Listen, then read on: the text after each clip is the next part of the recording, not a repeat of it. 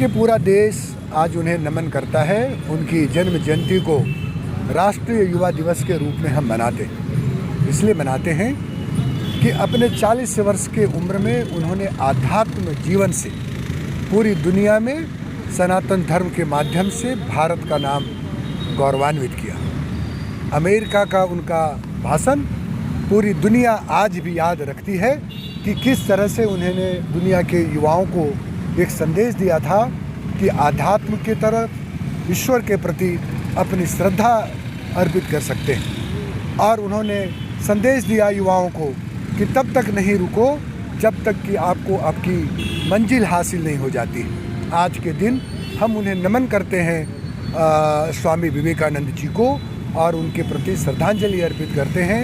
उनके आध्यात्म जीवन को अपने जीवन में आत्मसात करने की प्रेरणा लेते हैं और युवाओं से ये अपील करते हैं कि उनके जीवन दर्शन को अपने जीवन में समाहित करें और उनसे प्रेरणा लेकर आगे बढ़ें, क्योंकि आज देश जिस कठिन परिस्थितियों से गुजर रहा है उसमें युवाओं की एक बहुत बड़ी भूमिका है। और देश के युवाओं ने पिछले 2 वर्षों में यह साबित कर दिया कि किस तरह से कोरोना महामारी में लोगों की सहायता की जा सकती है। और भारत देश ने दुनिया के सामने एक मिसाल कायम की है।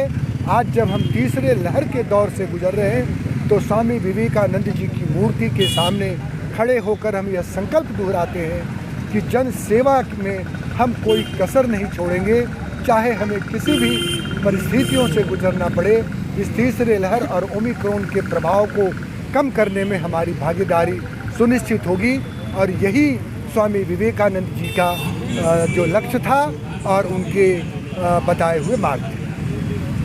सर, हमारे राज्य के मुख्यमंत्री भी जो है युवा हैं, और क्या लगता है कि 2 सालों में युवाओं के प्रति मुख्यमंत्री कितने कार्य किए जो युवाओं का हक? देखिए, पिछले 20 वर्षों में पहली कोई एक चुनी हुई सरकार है जो युवाओं के लिए, महिलाओं के लिए और समाज के हर वर्गों के लिए चिंतित है। वरना यहाँ 5 साल में आपने देखा कि जेपीएससी एक नियुक्ति नहीं कर पाई।